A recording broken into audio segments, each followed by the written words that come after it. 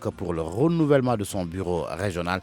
Ibrahima Diamé. Le CNCR attribue une mauvaise note à cette présente campagne agricole qui tire à sa fin aux yeux du président Sidiba et compagnie. Ni l'arachide ni le mil, encore moins les autres variétés n'ont donné la production souhaitée. Sur le côté agriculture, d'abord nous avons retenu que l'hivernage est mauvais. Les hauteurs de pluie qui sont tombées n'ont pas permis aux circulations de boucler leur cycle. Et nous avons retenu que les rendements ne sont pas au rendez-vous, mais nous avons constaté aussi que la production du mil a baissé, la production de maïs a baissé et que sous peu peut être confronté à des problèmes de soudure. Le président du Conseil régional de coopération des ruraux appelle ainsi l'État à prendre des dispositions idoines pour résilier le choc qui se profile à l'horizon. Nous sommes d'avis que l'État doit commencer à mobiliser des vivres soudures parce que si on fait le bilan vivrier des exploitations familiales, il n'est pas fermé pour cette année. Aujourd'hui, le kilo de mil coûte 250, 225 minimum et dans certaines contrées 250, ce qui n'a jamais eu lieu. Et le maïs, on n'en trouve pas. Et là, nous pensons qu'au niveau du CNCR, nous allons nous concerter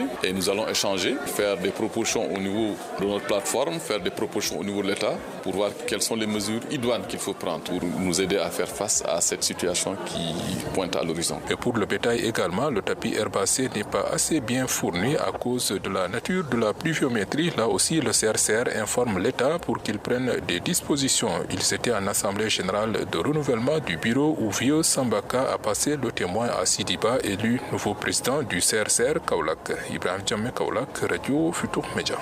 Coupe illicite de bois, les gendarmes en poste à Mandat douane plutôt ont saisi 12 charrettes et plus de 20 troncs de bois de veine. Les 12 individus impliqués dans ce trafic ont pris la fuite donc. L'actualité hors du Sénégal, la Russie a un nouveau Premier ministre, Mikhail Mishustin, a été nommé hier chef du gouvernement en remplacement de Dimitri Medvedev en poste depuis près de 8 ans. Les sports, football la CAN 2021 aura lieu en janvier. Une décision officialisée hier à la suite d'une réunion entre la CAF et le comité d'organisation et autorités camerounaises. Officiellement, la saison débute en juin et juillet en Afrique centrale et la raison évoquée, ce sera donc du 9 janvier au 6 février. Le Cameroun a donc un an pour se préparer. Et par la même occasion, la date du tirage au sort du CHAN 2020 a été fixée. Ce sera le 17 février à Yaoundé. Ce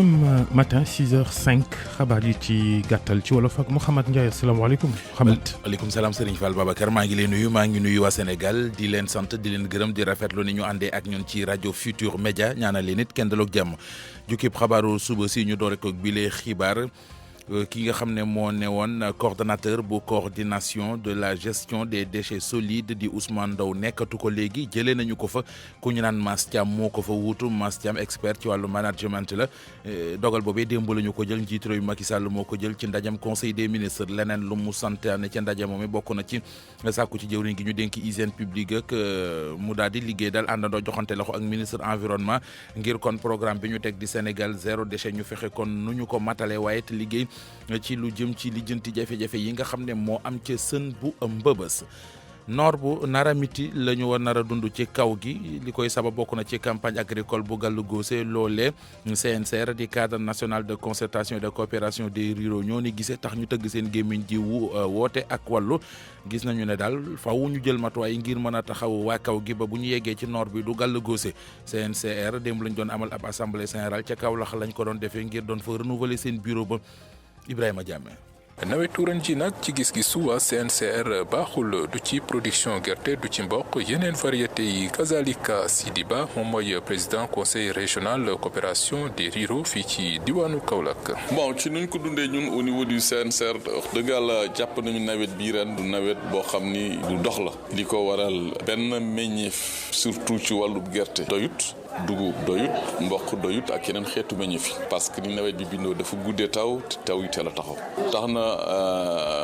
am bi xaw na doy waar li ñu may chance sax moo di njëgu gerte ren lu mu jar mu su ko jar et jàpp nañ itam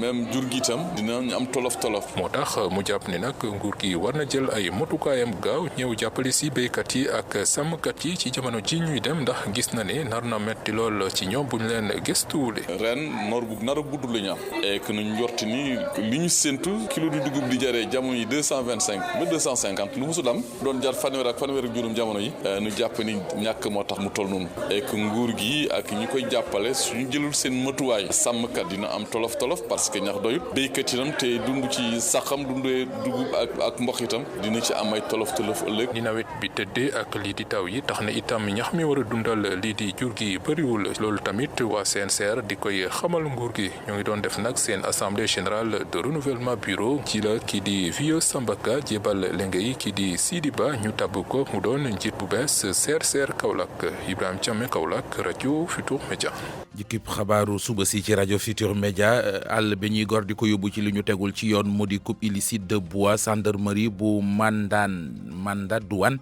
teg na loxo fukki sareet ak ñaar yoo xamante ne ji dañu ko yeboon ay ëkk yooyu nag maanaam garab yi fen yi daal la ñu dem dagg ca lu ëpp ñaar fukki ëkk fekk nañu ko ci sareet yi ba ñu leen sifflé ñu taxaw borom sareet yi nag dañoo daw ba fa sareet yi ak ëkk ya loole ñi ngi ko gendarmerie mi ngi ko def ci patrouille boo xam ne doon na ko amal biig wàllu tàggat yaram football coupe d'Afrique 2021 xam nañu kañ la ñoo ngi koy footballé ci réewum Cameroun 9 janvier ba 6 février dogal la boo xamante ne ji démb la ñu ko jël ginnaaw daje bopp waa CAF comité organisation yi ak it kilifa yu Cameroun yi amal nañu ko démb li ñu seetlu daal moo di la tax mënuñoo ko football diggante Sousse ak Soulette moo di jamono joojee dëkk ba dafay taw ba tooy xepp moo tax ñu ne tey di nga ci football moom day xaw a doy waar loolee tax kon ñu jël coupe d'Afrique boobee ne léegi danañ ko football janvier jàpp février loolee sëñ Fall moo ne woon jukkib xabaaru suba si. Mouhamed Ndiaye jaajëf.